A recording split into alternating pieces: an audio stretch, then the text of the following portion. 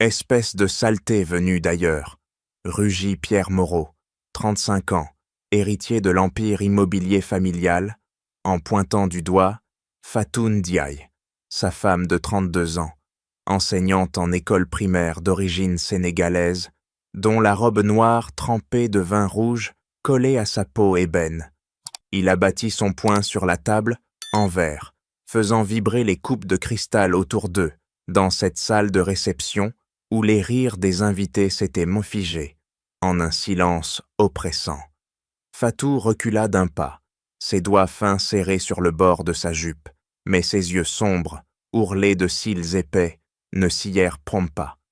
Elle avait senti le choc, le verre heurté par l'invité, ivre derrière elle, le liquide pourpre éclaboussant la robe immaculée d'Élise Moreau, la mère de Pierre, 60 ans, matriarche impitoyable, aux lèvres pincées, comme une lame.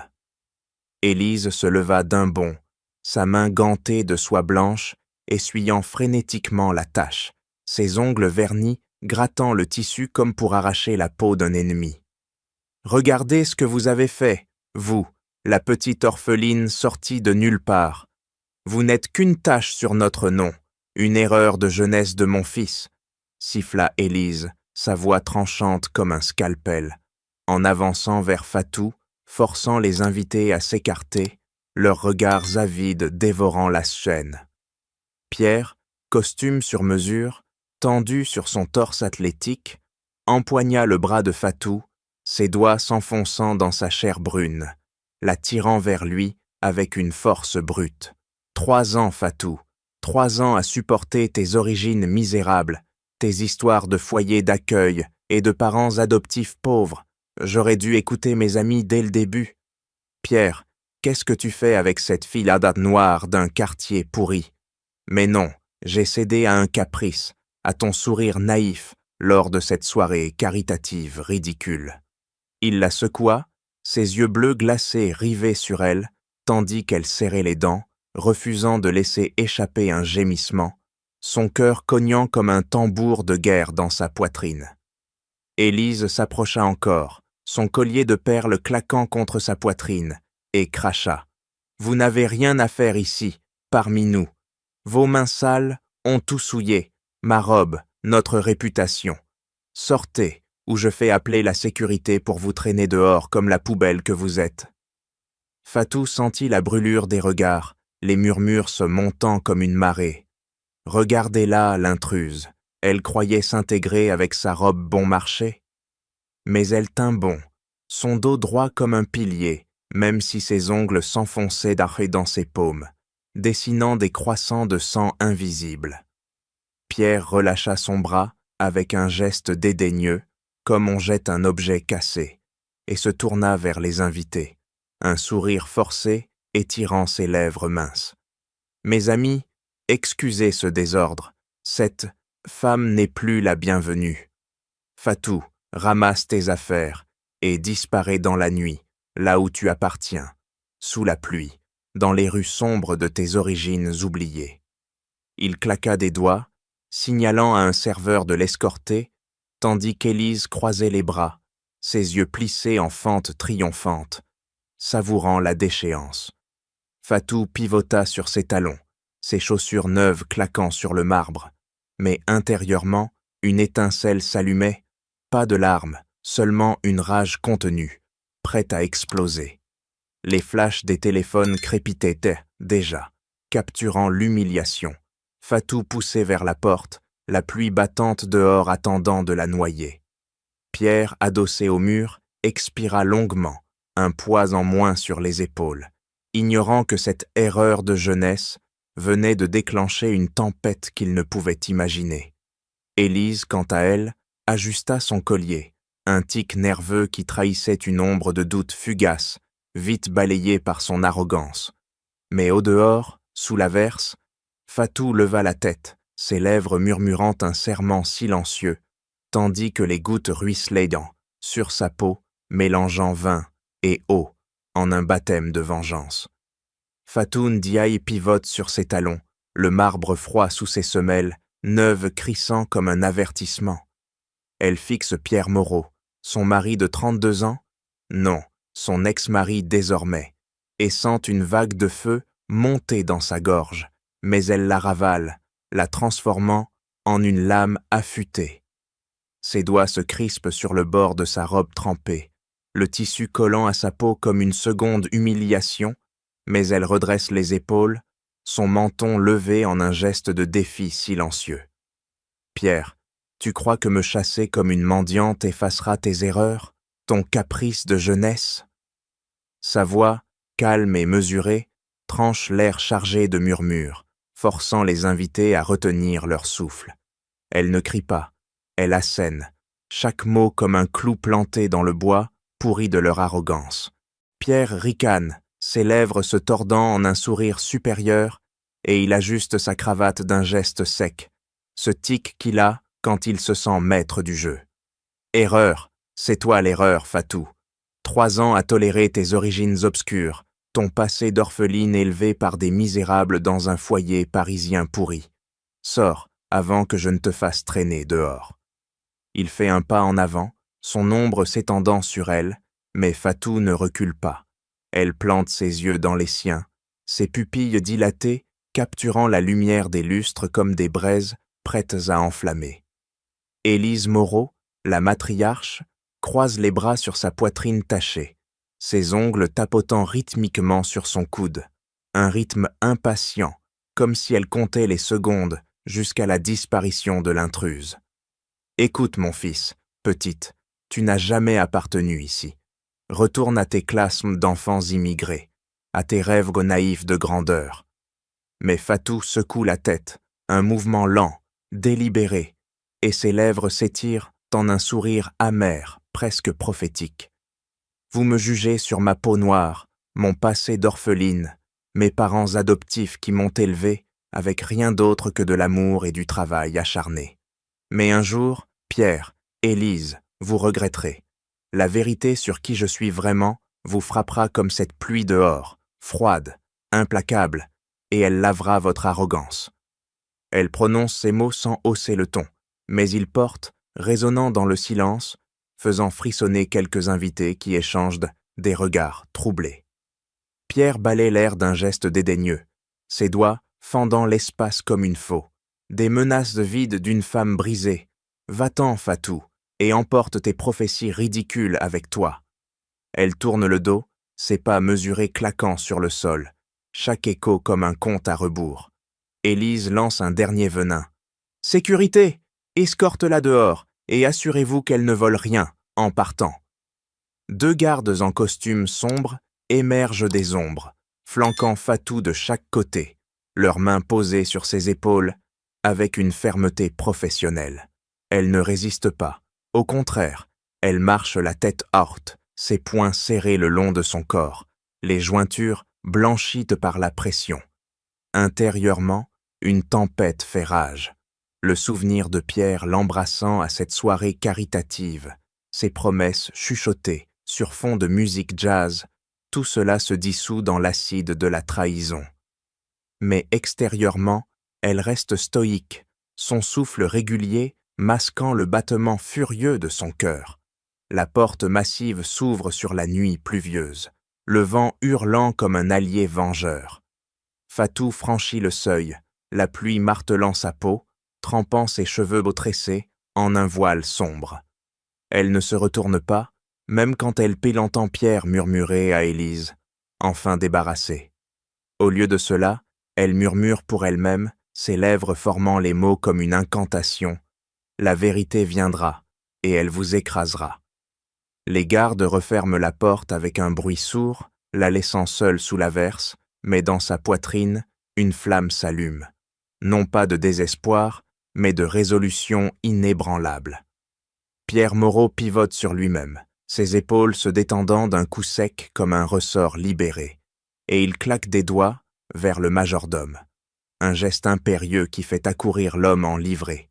« Apportez le champagne, et vite, ce soir, on fête la liberté retrouvée. » Sa voix résonne dans la salle, un ton victorieux qui masque le tremblement infime de ses mains, tandis qu'il ajuste sa cravate d'un mouvement fluide, effaçant toute trace de tension. Élise Moreau, sa mère, s'avance vers lui, sa robe tachée oubliée dans l'euphorie, et pose une main possessive sur son épaule, ses ongles effleurant le tissu comme pour marquer son territoire. Enfin, mon fils, débarrassé de cette chose, une erreur de jeunesse, un caprice impulsif né de cette soirée caritative ridicule où tu l'as ramassé comme un chiot errant. Elle rit, un son aigu qui grince comme du verre brisé, et pivote vers les invités, levant son verre imaginaire pour rallier la foule. Pierre hoche la tête, ses lèvres s'étirant en un sourire forcé, et il empoigne une flûte de champagne que le serveur lui tend, le liquide pétillant éclaboussant légèrement ses doigts, une éclaboussure qui lui rappelle, l'espace d'un instant, le vin sur la robe de sa mère, mais il chasse la pensée d'un haussement d'épaules. Mère a raison, 3 ans à endurer les ragots de mes amis. Pierre, qu'est-ce que tu fais avec cette noire sortie d'un orphelinat parisien? Tes affaires immobilières méritent mieux qu'une institutrice pour gamins immigrés. J'aurais dû écouter dès le début. Il porte le verre à ses lèvres, avalant une gorgée brûlante, sentant l'alcool couler comme un baume sur sa conscience allégée. Autour d'eux, les invités se regroupent, leur rire forcé reprenant vie, des tapes dans le dos claquant comme des applaudissements pour une exécution réussie. Élise croise les bras, ses bracelets tintant rythmiquement, un tic victorieux, et murmure à Pierre, « Regarde-les, ils approuvent. Notre nom est...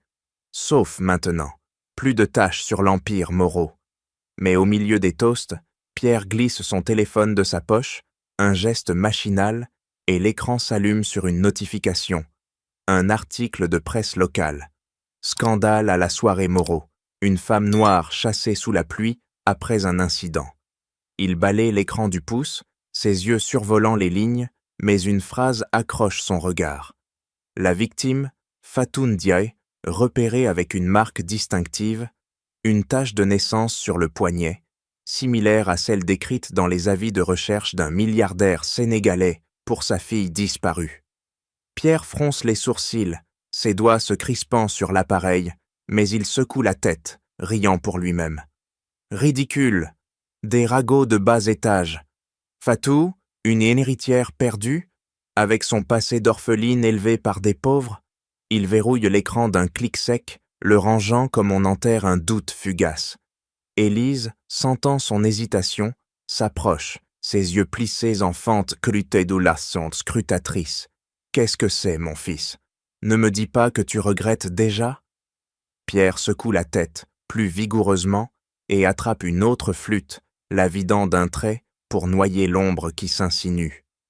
Regretter? Jamais. C'est un soulagement, mère. Plus de regards en coin, plus de questions sur ses origines obscures. On passe à autre chose. Mais intérieurement, une graine germe, l'image de Fatou sous la pluie, son regard prophétique et cette marque sur son poignet, un détail insignifiant, pourtant persistant.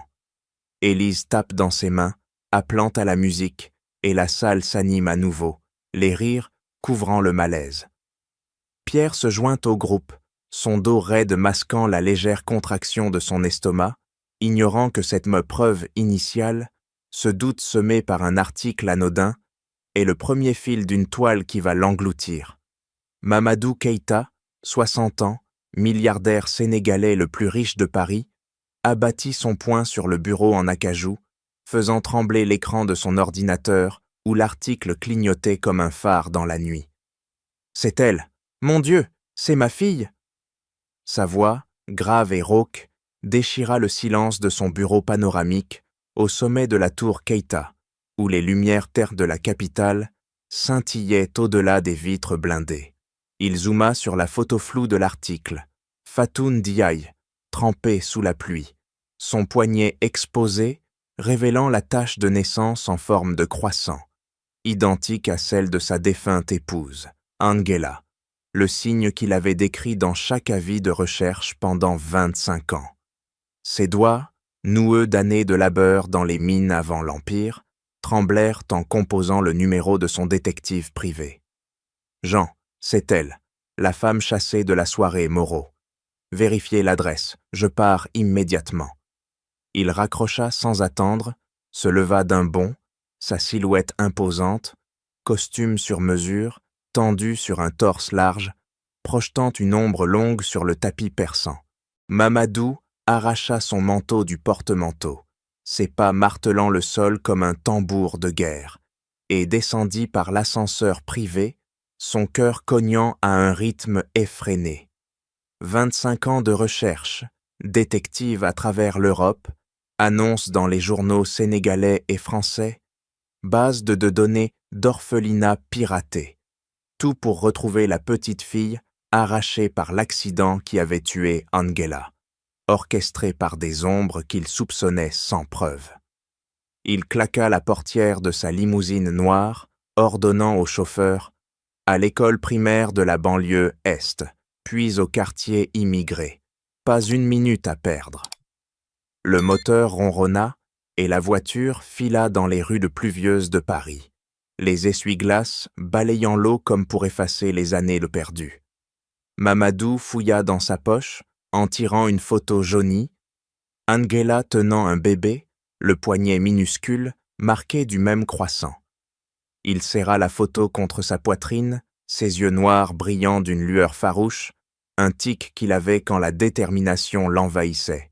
« Fatou, ma Fatou, si c'est toi, je te ramènerai. » La limousine slaloma entre les voitures, klaxonnant pour forcer le passage, tandis que Mamadou relisait l'article sur son téléphone. Humiliation chez les Moreau. Femme noire expulsée sous l'orage après un incident. Il agrandit la photo, traçant du doigt la tache sur le poignet. Identique, pas de doute. Son détective rappela. « Monsieur, elle enseigne à l'école élémentaire de Belleville, adresse confirmée, et son passé, orphelinat parisien, adopté par un couple ouvrier décédé.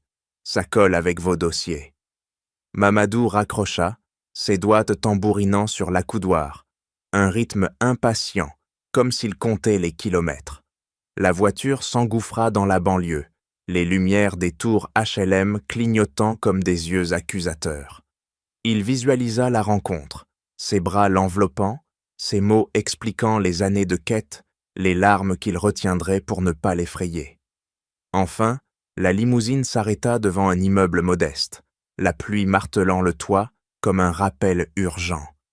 Mamadou sortit, ignorant l'averse qui trempait son costume, et frappa à la porte d'un poing ferme. Ses déjointures blanchirent sous la pression, son souffle court trahissant l'angoisse accumulée. La porte s'entr'ouvrit, révélant Fatou, encore en robe mouillée, ses yeux rougis mais alertes. « Qui êtes-vous » murmura-t-elle, sa main serrant le chambranle. Mamadou, la voix brisée, répondit. « Ton père, ma fille, 25 ans à te chercher. Regarde ton poignet, c'est le signe. » Il tendit la photo jaunie, ses doigts le tremblants, et le monde sembla s'arrêter, la pluie dehors n'étant plus qu'un murmure distant. Fatou Ndiaye claque la porte de son appartement modeste, le bois grinçant sous la force de son geste, et laisse tomber son sac à main sur le sol usé, un bruit sourd qui résonne dans le silence étouffant de la pièce exiguë. L'eau de pluie ruisselle de ses cheveux tressés, formant des flaques sombres sur le linoléum craquelé, mais elle ignore le froid qui mord sa peau, se dirigeant droit vers la cuisine minuscule. Ses doigts, tremblants, allument la bouilloire, le clic du bouton comme un déclencheur pour sa routine de survie. Un thé chaud pour apaiser la brûlure intérieure. Pas le temps de s'effondrer, murmure-t-elle pour elle-même, sa voix basse et ferme, tandis qu'elle essore sa robe tachée, le tissu goûtant comme des larmes retenues. Elle s'assoit à la table bancale, entourée des photos jaunies de ses parents adoptifs. Un couple ouvrier, décédé il y a 5 ans, leur sourire figé dans des cadres bon marché. Fatou caresse du doigt le verre d'une photo, sentant la poussière s'accrocher à sa peau. Un tic qu'elle a quand les souvenirs l'assaillent. Vous m'avez appris à tenir bon, même quand le monde vous crache dessus. Ses lèvres se pincent, retenant un sanglot, mais elle se lève d'un bond, refusant la faiblesse, Au lieu de cela, elle attrape son téléphone, composant le numéro d'une amie d'origine africaine. « Amina, c'est moi. Peux-tu venir et apporte les cahiers pour les enfants. » Sa voix ne tremble pas. Elle commande, organise, transformant la douleur en action. Quelques minutes plus tard, la porte s'ouvre sur Amina et deux autres amis, portant des sacs remplis de crayons et de livres usagés. Fatou les accueille d'un hochement de tête, ses yeux sombres, brillant d'une détermination farouche, et elles s'installent autour de la table, transformant l'appartement en une classe improvisée. Les enfants attendent. Même ce soir, on continue. Fatou distribue les feuilles, ses mains stables malgré le froid qui s'insinue, et commence à corriger les devoirs des petits immigrés qu'elle aide bénévolement. Des gamins sénégalais comme elle, luttant contre la barrière de la langue et les préjugés. Elle trace une ligne rouge sur une erreur, murmurant « Tu peux faire mieux, petit. Ne laisse pas les autres te définir. » Ces mots, doux mais inflexibles, masquent dans la tempête intérieure, le souvenir de Pierre la chassant, Élise riant, la pluie battante comme un châtiment. Pendant que les amis de préparent tard le thé, Fatou fouille dans un tiroir encombré, ses doigts effleurant des objets oubliés, une lettre froissée de l'orphelinat, un collier en argent terni qu'elle porte toujours au cou. Elle le sort, le pendant en forme de lion sénégalais, oscillant sous la lumière faible de l'ampoule nue. « Qu'est-ce que c'est que ça ?» demande Amina, tendant une tasse fumante. Fatou hausse les épaules, ses ongles grattant le métal gravé. Un tic nerveux quand l'inconnu la titille. Un souvenir de l'orphelinat. Mes parents adoptifs disaient ce que c'était avec moi, lors de l'accident. Peut-être un lien avec ma vraie famille. Elle le serre dans son poing, sentant une chaleur inexplicable irradier, comme si l'objet murmurait des secrets enfouis. Les amis échangent d'ombre des regards, mais Fatou secoue la tête, repoussant la curiosité pour se concentrer sur un dessin d'enfant. Un lion fier, dessiné maladroitement. Regardez ça, ils ont du talent, ces petits, malgré tout. La soirée s'étire, les rires des amis, atténuant la douleur, mais Fatou reste vigilante, son esprit tournant autour de la trahison. Elle range le collier, ses doigts s'attardant sur le lion, un symbole de force, peut-être un indice. Demain, je continue, pour eux, pour moi. Ses paupières de lourdes se ferment un instant, mais elle les rouvre, prête à affronter l'aube. Mamadou Keïta pousse la porte d'un geste ferme, le bois craquant sous sa poigne puissante, et entre dans l'appartement exigu de Fatoun Diaye, l'air chargé d'humidité pluvieuse et de thé infusé. Il fixe sa fille, 32 ans, assise à la table avec ses amis, et sent une décharge électrique traverser son torse. 25 ans de quête culminant en cet instant. « Fatou, ma fille, c'est moi, ton père. » Sa voix, grave comme un roulement de tonnerre sénégalais, brise le silence tandis qu'il tend d'une main tremblante, ses doigts noueux serrant une enveloppe contenant les résultats ADN et des photos anciennes. Fatou se lève d'un bond, sa chaise raclant le sol, et recule d'un pas, ses yeux sombres écarquillés, sa main pressant le collier en argent à son cou, ce tic nerveux quand l'inconnu frappe. « Mon père ? Impossible. J'ai été abandonné, élevé dans un orphelinat par des adoptifs pauvres. Qui êtes-vous vraiment ?» Mamadou s'avance, sa silhouette imposante emplissant l'espace, et dépose l'enveloppe sur la table d'un geste précis, comme s'il posait une pierre angulaire. « Regarde, les tests ADN ne mentent pas. Et cette tache sur ton poignet, identique à celle de ta mère, Angela. Je t'ai cherché partout. Détective, annonce, orphelinat, fouillé de fond en comble. » Il ouvre l'enveloppe, extrayant une photo jaunie, une jeune femme noire tenant un bébé, le poignet marqué du croissant distinctif. Fatou attrape la photo, ses doigts effleurant le papier, et un sanglot monte dans sa gorge, qu'elle ravale d'un mouvement sec de la tête. C'est moi, mais l'accident. On m'a dit que mes parents étaient morts. était mort. Ses amis échangent donc des regards, se levant pour lui serrer l'épaule, mais Fatou les écarte doucement, ses ongles s'enfonçant dans ses paumes comme pour ancrer la réalité. Mamadou s'assoit en face d'elle, ses genoux cognant la table basse, et croise les bras sur sa poitrine large, un geste protecteur qu'il répète quand l'émotion menace de le submerger. Pas mort. Ta mère a été tuée dans un accident arrangé. Je le soupçonne depuis des années. J'étais en Afrique, bâtissant mon empire minier, quand on t'a arraché à moi, placé en orphelinat parisien. 25 ans de recherche, des nuits d'eau à blanche, des fortunes dépensées en enquêteur. Et ce soir, cet article avec ta photo, ta tâche de naissance, c'est le signe.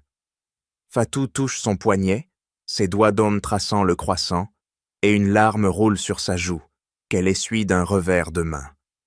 Si c'est vrai, pourquoi maintenant? Et ces Moreau, ils m'ont chassé comme une moins que rien. Sa voix se brise, mais elle redresse le menton, transformant la vulnérabilité en force. Mamadou hoche la tête, ses yeux noirs brillant d'une lueur farouche, et attrape le collier en argent que Fatou porte, le lion sénégalais oscillant sous ses doigts. Ça, ce pendentif, c'est le symbole de notre famille, Keïta, gravé par ta mère, avant l'accident. Un lion pour la force, la royauté de nos ancêtres. Mais il cache plus, nos terres en banlieue parisienne, volées par des escrocs. Je soupçonne un lien avec des familles, comme les Moreau, qui ont bâti leur empire, sur des fraudes similaires. Il le serre dans son poing, ses jointures blanchissant, et murmure. Accepte-moi comme père, Fatou, mais à une condition. Enquêtons ensemble sur ce passé. Déterrons la vérité sur l'accident, sur ses vols. Fatou hésite, ses lèvres tremblant, puis elle pose sa main sur la sienne, sentant la chaleur paternelle pour la première fois. D'accord, père, mais si les Moreau sont impliqués, ils paieront. Le lion semble rugir dans le silence, un cliffhanger suspendu. Ce symbole relie-t-il vraiment aux voleurs de leur héritage? Élise Moreau claque la porte de son bureau privé, le verrou claquant comme un verdict final, et pivote vers Pierre, son fils, assis dans le fauteuil en cuir, les jambes croisées avec une nonchalance feinte. Enfin seul, mon cher, cette soirée fut un triomphe, chasser cette noire comme une vermine. Sa voix siffle, tranchante, tandis qu'elle ajuste son collier de perles d'un geste sec, un tic possessif qui trahit son contrôle absolu. Pierre hoche la tête, ses lèvres se pinçant en une ligne fine, et il tape du doigt sur l'accoudoir, un rythme impatient, comme s'il scellait un pacte. Absolument, mère, pas de regret. Fatou était une erreur, un caprice impulsif de mes 35 ans. Mes amis avaient émis raison. Une institutrice d'origine sénégalaise, sortie d'un orphelinat, elle souillait notre nom. Il se lève d'un bond, arpentant la pièce, ses pas martelant le tapis comme pour écraser le souvenir. Élise s'approche, ses ongles vernis grattant le bord de son bureau, un geste calculateur, et murmure d'une voix basse, venimeuse. Et ce n'est pas tout, cette fille, elle fouinait trop près de nos affaires, son passé d'orpheline, élevée par ses misérables adoptifs. Ça me rappelle des ombres anciennes. Elle s'arrête, ses yeux plissés en fente scrutatrice, et attrape un dossier caché dans un tiroir, le feuilletant d'un doigt précis. Pierre s'immobilise, ses épaules se tendant sous sa chemise sur mesure, et incline la tête. Quelles ombres, mère, parlez. Élise ricane, un son guttural qui vibre dans sa gorge, et jette le dossier sur la table, les pages s'éparpillant comme des secrets libérés. Nos terres, en banlieue, ces acquisitions des années 90, des immigrés sénégalais lésés, des contrats truqués. L'accident de cette femme, Angela quelque chose, n'était pas un hasard, un obstacle éliminé pour consolider notre empire immobilier. Pierre attrape une page, ses doigts laissent crispés sur le papier jauni, et lit à voix haute. Keïta. Un nom familier? Attendez, Fatou portait un collier avec un lion sénégalais. Coïncidence? Élise balaie l'air d'un geste dédaigneux, ses bracelets tintant comme un avertissement. Coïncidence? Non, un risque. Si elle creuse son passé, elle pourrait relier les points. Nos fraudes, l'accident arrangé qui a tué sa mère et l'a jetée à l'orphelinat. Notre empire repose sur ses secrets. Je l'ai surveillée, tu sais. Ses amis immigrés, ses classes pour gamins pauvres. Elle pue la curiosité.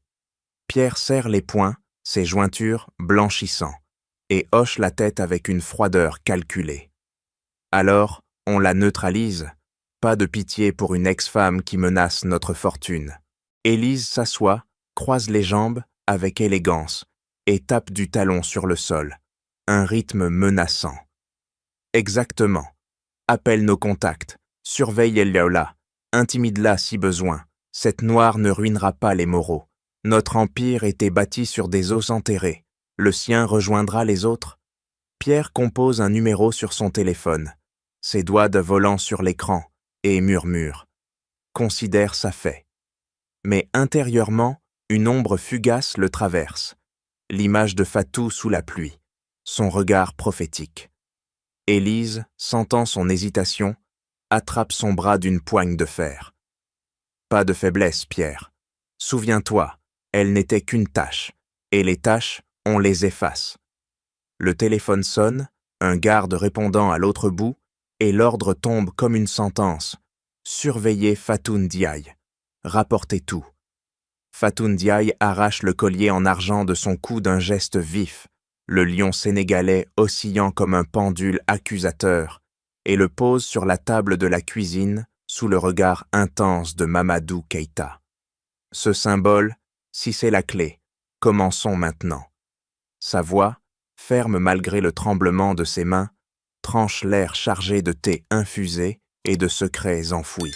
Mamadou, 60 ans, hoche la tête, ses doigts d'or noueux attrapant son téléphone pour composer un numéro. Un tic d'homme d'affaires habitué à commander.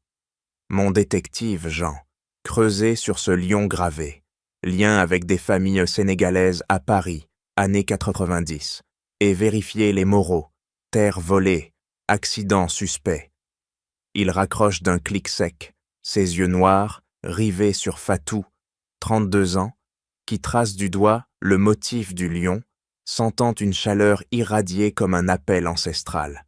Allons voir tes amis de la communauté. Ils connaissaient Tiek ta mère. Fatou enfile un manteau encore humide, ses pas claquant sur le sol comme un compte à rebours, et ils sortent dans la nuit parisienne, la limousine de Mamadou les attendant, moteur ronronnant. À l'intérieur, Fatou serre le collier dans son poing, ses jointures blanchissant, un geste de résolution. Angela, ma mère, racontez-moi tout. Mamadou expire longuement, ses épaules s'affaissant un instant sous le poids des souvenirs, et commence. Elle est beauté enseignante, comme toi, passionnée par les enfants immigrés. Mais des escrocs ont visé nos terres en banlieue. Contrats falsifiés, menaces. L'accident. Un camion l'a percuté. Pas un hasard. Fatou absorbe les mots, ses ongles s'enfonçant dans le cuir du siège, transformant la douleur en fuel. La voiture file vers Belleville, les lumières des rues de Flou comme des fantômes. Il s'arrête devant un centre communautaire délabré, la porte grinçant sous la poussée de Mamadou. À l'intérieur, un groupe d'amis âgés de la mère de Fatou les attend, alertés par un appel. Une femme ridée, 70 ans, attrape les mains de Fatou, ses doigts calleux serrant fort. Toi, ressemblante à Angela, ce lion, c'était son talisman familial, gravé pour protéger contre les voleurs. Elle fouille dans un sac usé, sortant un vieux journal jauni. Regardez, années 90, des immigrés sénégalais lésés par des promoteurs. Moreau immobilier cité dans des plaintes enterrées. Fatou dévore les lignes, ses yeux s'écarquillant, tandis que Mamadou note furieusement sur son bloc. Un tic d'enquêteur. Lien confirmé, mais qui a arrangé l'accident? Ils sortent, l'air froid mordant leur peau, et Fatou propose « Suivons les Moreau, leur villa en district 16. Mamadou acquiesce, ordonnant au chauffeur de rouler discrètement. La limousine se gare à distance et ils observent. Élise sortant, parlant au téléphone, ses gestes nerveux, ajustant son collier comme pour chasser un fantôme. Fatou zoome avec son téléphone, capturant une conversation murmurée. « Surveillez-la. Si elle creuse, éliminez le risque. » Un frisson parcourt Fatou, ses doigts crispés sur l'appareil. Soudain, un garde Moreau tourne la tête, son regard balayant l'ombre. Mamadou tire Fatou en arrière, son bras protecteur l'enveloppant. Trop risqué, rentrons. Mais intérieurement, Fatou bout. L'image de Pierre riant, Élise triomphante, se mêle à la révélation. Les Moreau, voleurs de leur héritage, assassins indirects. De retour à l'appartement, Mamadou étale les documents. Plaintes anciennes, noms croisés avec Moreau. Demain, la bibliothèque municipale pour les archives légales. Fatou hoche la tête, serrant le lion. Cliffhanger suspendu. Ce garde les a-t-il vus? Et si les Moreau contre-attaquent? Mamadou Keïta arrache le dossier des mains du détective, les pages volant comme des confessions arrachées, et le plaque sur la table de son bureau, ses doigts noueux écrasant le papier jauni. « Regardez ça, Fatou, les Moreau, ce sont eux !» Sa voix tonne, vibrante d'une rage contenue, tandis qu'il pointe du doigt, une ligne soulignée, un contrat falsifié datant des années 90, liant les terres sénégalaises de la famille Keïta à l'empire immobilier Moreau. Fatou Ndiaye, 32 ans, se penche en avant, ses yeux sombres dévorant les mots, ses ongles grattant le bord de la table. Un tic nerveux quand la vérité émerge comme un poison. Élise, Pierre, ils ont volé nos terres, mais l'accident de ma mère. Elle ravale un sanglot, son poing serré sur le collier en lion, sentant le métal mordre sa paume. Le détective, un homme buriné aux yeux froids, croise les bras sur sa poitrine, sa cigarette non allumée roulant entre ses lèvres. Un geste machinal pour calmer les nerfs. C'est pire, monsieur Keïta. Vos archives montrent que Angela Keïta, votre épouse, avait découvert les fraudes. Contrats truqués, pots de vin, pour expulser les immigrés sénégalais de leurs terrains en banlieue parisienne. Les Moreau, menacés par ces plaintes, ont arrangé l'accident. Un camion loué sous un faux nom, percutant sa voiture. Pas un hasard, Élise Moreau a signé les chèques indirects via une société écran. Mamadou frappe la table d'un poing fermé, le bois craquant sous l'impact, et rugit. 25 ans à chercher ma fille, ignorant que ces vautours avaient tué Angela pour cacher leur vol. Ses épaules tremblent, mais il se redresse, sa silhouette imposante dominant la pièce, transformant la fureur en résolution. Fatou attrape une photo jointe au dossier. Sa mère, Angela, tenant un document légal, le poignet marqué du croissant familial. C'est pour ça. L'accident l'a tuée, et moi, jeté à l'orphelinat, adopté par ces pauvres gens qui m'ont élevé avec rien. Elle serre les dents, ses lèvres tremblant d'un effort pour contenir les larmes, et pivote vers Mamadou. Élise a orchestré ça pour des terres, notre héritage sénégalais, bâti sur le dur labeur de nos ancêtres, volé pour leur empire de béton. Le détective hoche la tête, sortant une autre feuille. Preuves indirectes, transfert de bancaire, masqué, témoin payé pour se taire. Et Fatou, votre placement en orphelinat, pas aléatoire. Les Moreau avaient des connexions dans le système social pour enterrer les liens. Fatou bondit sur ses pieds, ses pas claquant comme un appel à la vengeance, et empoigne le dossier, ses doigts froissant les pages. Pierre savait? Mon mari? Non, mon ex. Il m'a chassé, ri de mon passé d'orpheline. Mais c'était leur crime qui m'a fait orpheline. Mamadou pose une main sur son épaule, ses doigts serrant avec une tendresse paternelle, mais sa voix gronde. Pas Pierre directement, mais Élise, la matriarche, a tout manigancé, pour protéger leur fortune, bâtie sur nos os. 25 ans de ma quête, de ton errance. Tout mène à eux. Fatou relâche le dossier d'un geste brusque, les pages s'éparpillant et murmure.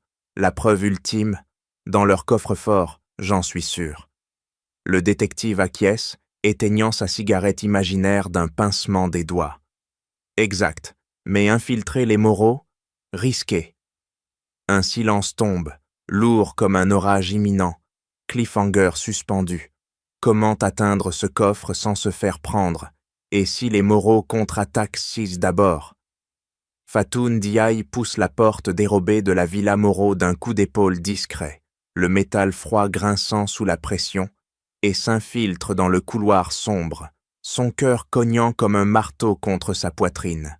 Elle ajuste son déguisement, uniforme de femme de ménage volé, ses doigts tremblants serrant un passe-partout improvisé, tandis que ses yeux sombres balaient sur les ombres. « C'est pour toi, mère », murmure-t-elle, touchant le collier en lion à son cou, un tic pour invoquer la force. Élise Moreau, dans son bureau adjacent, pivote sur sa chaise, ses ongles grattant le bois, comme pour lacérer une proie invisible. « Qui est là? Sécurité !» siffle-t-elle, sa voix tranchante alertant les gardes via l'interphone. Fatou surgit dans la pièce, arrachant son masque d'un geste vif, et fixe Élise, 60 ans, qui se lève d'un bond, son collier de perles claquant contre sa poitrine. « Vous, la noire chassée, comment osez-vous » Élise empoigne son téléphone, ses doigts volant sur l'écran pour appeler des renforts, mais Fatou bondit en avant, saisissant son poignet d'une poigne ferme. 32 ans de résilience orpheline transformée en acier. Osez, vous avez volé nos terres, arrangé l'accident qui a tué ma mère. 25 ans de ma vie volée, jeté à l'orphelinat comme un déchet.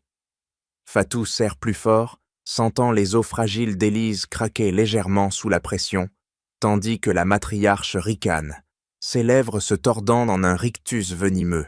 « Pauvre idiote, vos preuves, rien, les Moreau écrasent Drone et les vermines comme vous. » Élise se dégage d'un mouvement sec, renversant une lampe qui s'écrase au sol dans un éclat de verre et appelle « Garde, ici, maintenant !» 2 hommes massifs surgissent, leurs mains gantées, attrapant Fatou par les épaules, la plaquant contre le mur, leurs doigts s'enfonçant dans sa chair, comme des serres. Fatou se débat, son coude heurtant le nez d'un garde, un craquement humide suivi d'un juron étouffé. « Lâchez-moi, vous payez pour ces crimes, vol de terre sénégalaise, meurtre indirect. » Élise s'avance, ses talons claquant comme des coups d'à de feu, et gifle Fatou d'un revers de main, la bague en diamant entaillant sa joue, une traînée de sang chaud coulant sur sa peau noire. « Tais-toi, saleté, ton passé d'orpheline ne te donne aucun droit. Pierre avait raison de te chasser. Une erreur impulsive, une tache sur notre empire. » Fatou crache du sang, ses lèvres se retroussant en un sourire féroce, et murmure. « Empire bâti sur des os. Mon père, Mamadou Keïta, le sait. Il arrive. » Élise blêmit, ses ongles s'enfonçant dans ses paumes, mais elle ordonne. Enfermez-la dans la cave, pas de témoins. Les deux gardes traînent Fatou vers l'escalier, ses pieds y raclant le sol, ses ongles griffant leurs bras. Une lutte farouche, son souffle haletant masquant la peur. Dans la cave obscure, ils la jettent au sol, le béton froid mordant sa peau, et verrouillent la porte d'un claquement sinistre. Fatou se relève, ses poings serrés, touchant le lion pour puiser de la force. « Ils paieront !» gronde-t-elle, ses yeux scrutant l'ombre pour une issue. Dehors, un bruit de moteur. Mamadou, mais Élise, en haut, compose un numéro. Éliminer le risque, définitivement. Cliffhanger suspendu. Fatou échappera-t-elle avant que les gardes ne reviennent? Fatou Ndiaye martèle la porte de la cave d'un poing furieux, le bois vibrant sous ses coups répétés, tandis que le sang de sa joue, entaillé, coule en un filet chaud sur son cou. « Ouvrez, vous ne m'enfermerez pas comme une bête !» Sa voix rauque écorche l'air confiné, ses ongles grattant le verrou rouillé, un tic désespéré pour canaliser la rage qui bouillonne en elle. De l'autre côté, les pas lourds des gardes s'éloignent, leurs rires étouffés filtrant comme un poison. Fatou s'adosse au mur humide, son souffle haletant, et touche le collier en lion, sentant le métal chauffé par sa peau, un ancrage pour invoquer la force de ses ancêtres. « Père, viens vite !» murmure-t-elle, ses yeux scrutant l'obscurité pour une faille, une sortie.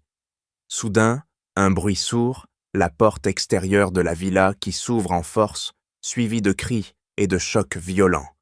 Mamadou Keïta irrumpe dans la maison, sa silhouette massive écartant un garde d'un coup d'épaule.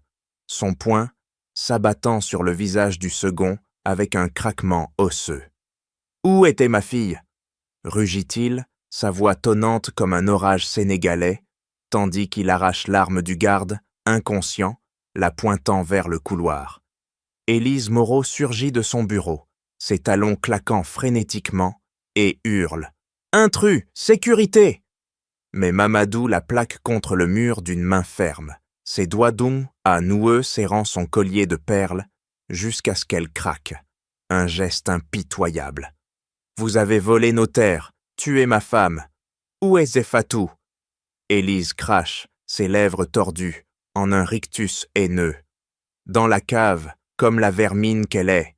Vous ne sortirez pas vivant. » Mamadou la repousse d'un geste sec, la laissant s'effondrer, et fonce vers l'escalier, ses pas martelant comme un jugement divin. Il fracasse la porte de la cave d'un coup de pied, le bois éclatant en écharde, et tend la main à Fatou, qui bondit vers lui, ses bras l'enlaçant dans une étreinte brève mais farouche. « Père, le coffre-fort, dans son bureau, les preuves y sont. » Mamadou hoche la tête, ses yeux noirs flamboyants, et ils remontent ensemble, piétinant les gardes assommés. Élise, rampant vers son téléphone, murmure « Vous paierez pour ça !» Mais Fatou l'attrape par le poignet, le tordant d'un mouvement vif, 32 ans de résilience transformés en vengeance. « Le code du coffre, maintenant !» Élise ricane, ses ongles s'enfonçant dans sa propre paume. « Jamais, sale noire !» Mamadou intervient, arrachant un tiroir du bureau d'un geste brutal, et trouve un papier caché. Un mémo, avec le code, froissé comme un aveu. « Ton arrogance te trahit !» gronde-t-il, composant les chiffres sur le coffre mural, le mécanisme cliquetant comme un verrou qui cède. Le coffre s'ouvre dans un soupir métallique, révélant des dossiers empilés.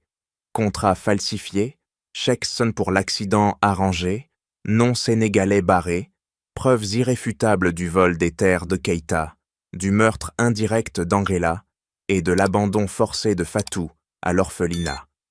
Fatou arrache un dossier, ses doigts lignes volant sur les pages, lisant à voix haute « Élise Moreau, signataire.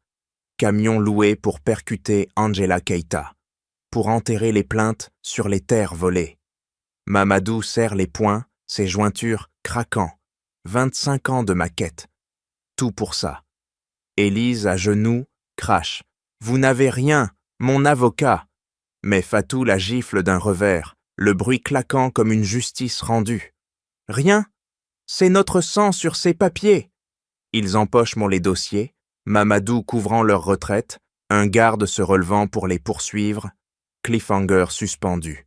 Échapperont-ils avant que les renforts n'arrivent? Fatou Ndiaye arrache le dossier du coffre-fort d'un geste triomphant, les pages claquant comme un verdict rendu, et pivote vers Élise Moreau, qui gît au sol, ses ongles grattant le tapis en un crawl désespéré. « Regardez ça, Élise, vos signatures sur les contrats volés, les chèques pour l'accident qui a tué ma mère. » Sa voix tonne, vibrante d'une justice longtemps retenue, tandis qu'elle brandit les documents comme une arme, ses doigts serrés sur le papier jauni, 32 ans de rage orpheline libérée. Mamadou Keïta, 60 ans, se dresse à ses côtés, son poing noueux écrasant l'épaule d'un garde assommé, et rugit. « 25 ans de maquette, vos crimes exposés, vol de nos terres sénégalaises, meurtre arrangé pour enterrer les preuves. » Il arrache un autre dossier, le jetant au visage d'Élise, les pages s'éparpillant comme des confessions forcées. La porte du salon s'ouvre à la volée, Pierre Moreau surgissant avec des invités turiféraires, son costume impeccable froissé par la course. « Qu'est-ce que... Fatou, toi ici ?» Il s'immobilise, ses yeux bleus s'écarquillant, sa main ajustant sa cravate d'un tic nerveux. 35 ans de privilèges ébranlés. Fatou s'avance, transformé, robe couture prêtée par Mamadou, collier en lion luisant comme un emblème royal, flanqué de son père, le milliardaire le plus riche de Paris. Moi, Pierre, ta erreur de jeunesse. Mais regarde, Kongaï de Mamadou Keïta, héritière volée. Elle projette les documents sur un écran mural via son téléphone, les signatures d'Odélise illuminant la pièce comme des preuves incandescentes. Pierre recule d'un pas, son visage blêmissant, ses lèvres tremblants. Impossible. Élise, dites-moi que c'est faux. Élise se redresse sur les genoux, ses perles claquant contre sa poitrine, et crache. Mensonge, cette noire ment pour se venger de son expulsion. Mais Mamadou bondit, arrachant son collier d'un geste sec, les perles roulant au sol comme des larmes de défaite. Faux, voici les contrats, vos fraudes sur nos terres en banlieue, l'accident orchestré pour tuer Angela, jetant Fatou à l'orphelinat. 25 ans de mon empire, bâti pour la retrouver, et vous, voleurs.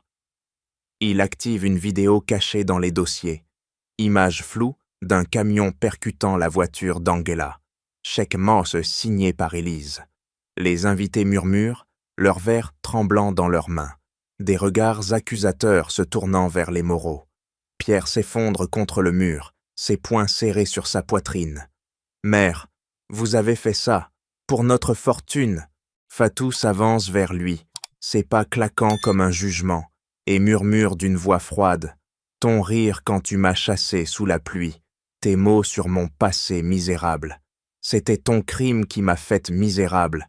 Héritière Keïta, plus riche que ton empire pourri. » Pierre tend la main, ses doigts tremblants. « Fatou, je ne savais pas. » Mais elle le repousse d'un geste sec, le poignet marqué du croissant familial brillant sous la lumière.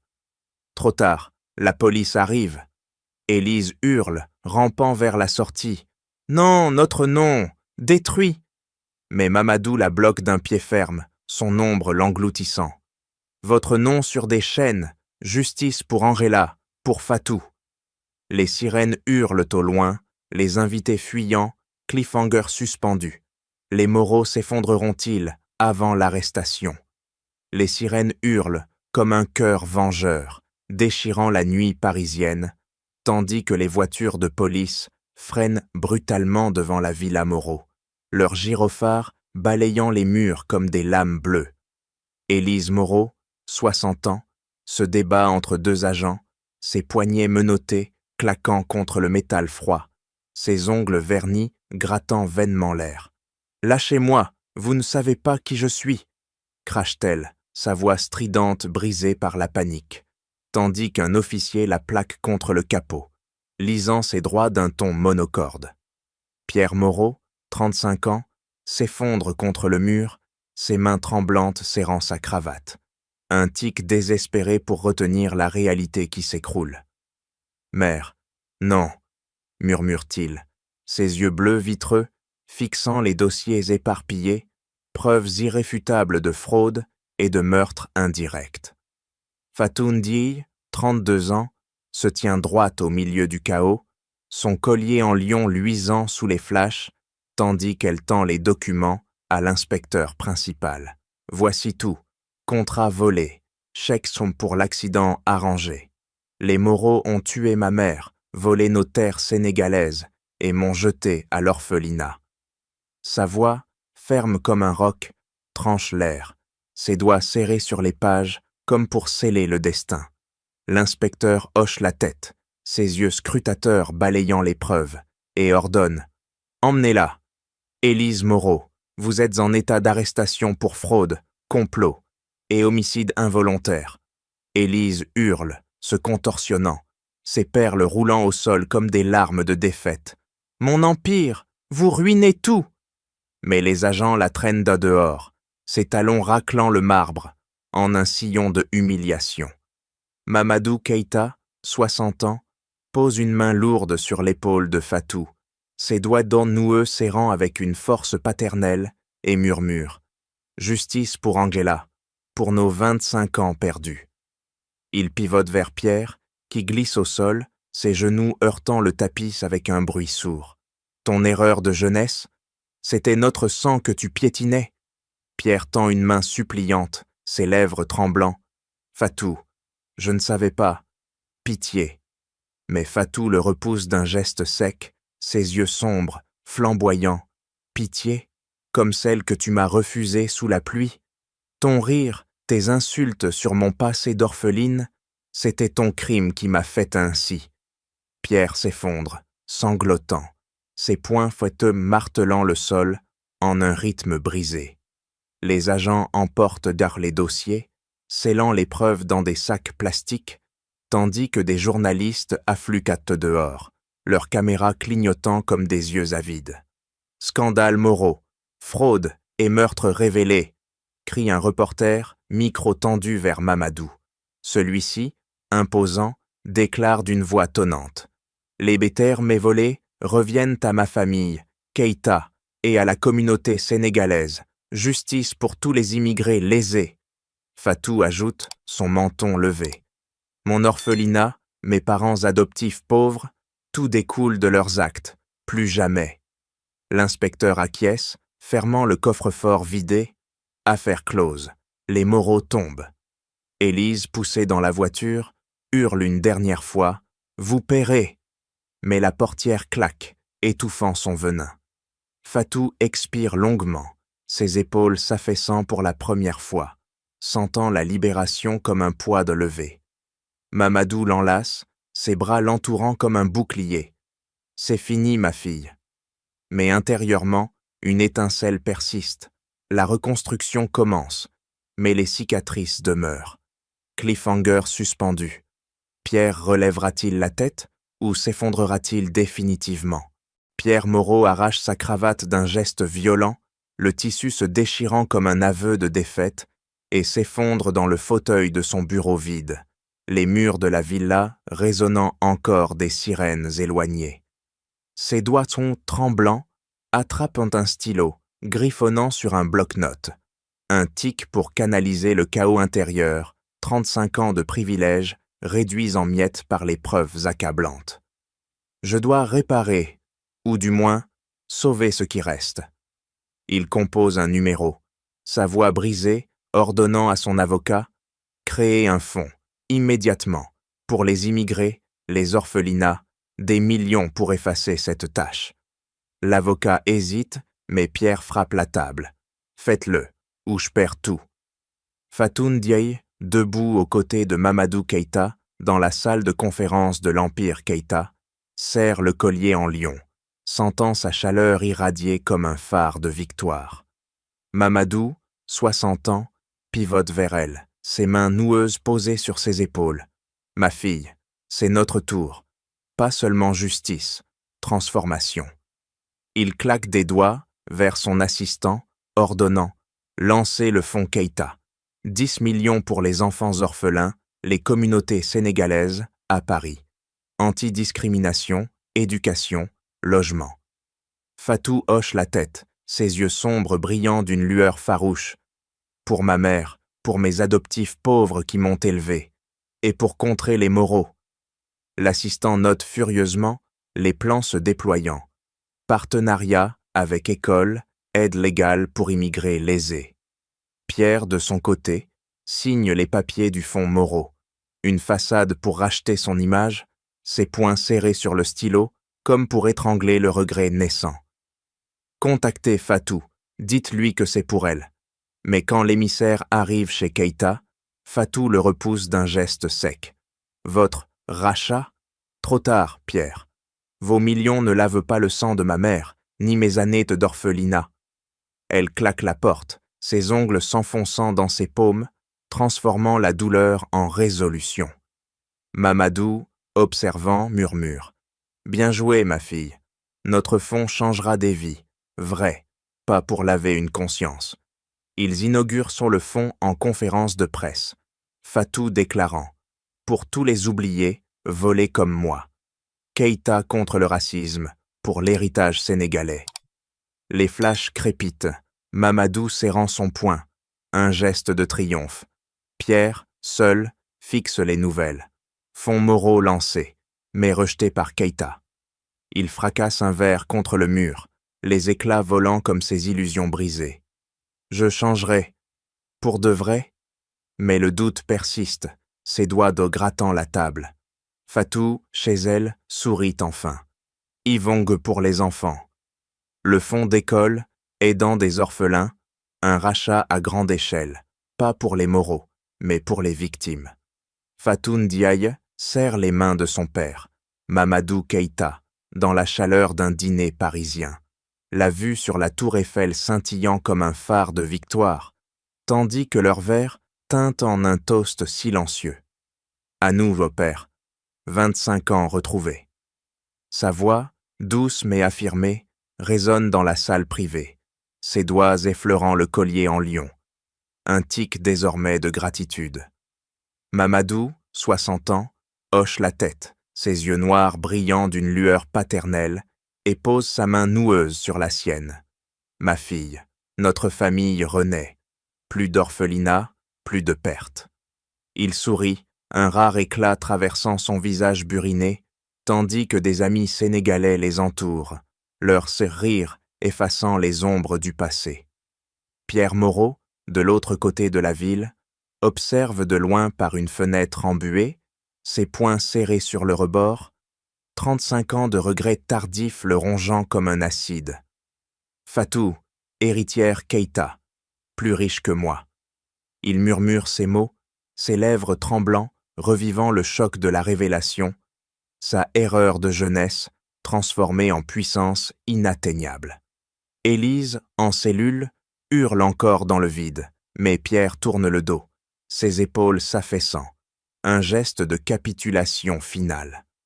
Fatou, entouré de ses amis et d'enfants immigrés bénéficiaires du fonds, distribue des livres neufs, ses mains stables guidant les petits doigts sur les pages.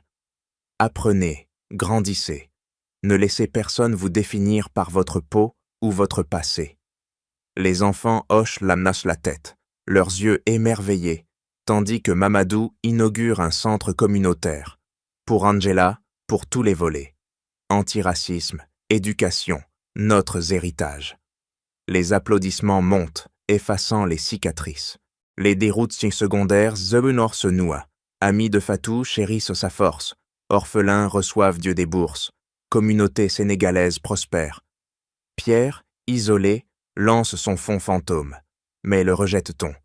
Il contemple son reflet brisé, murmurant. Trop tard. Fatou embrasse Mamadou, sentant la chaleur d'une famille vraie. Merci pour la quête. Il répond. Merci d'être forte. Leçon finale, murmurée comme un serment.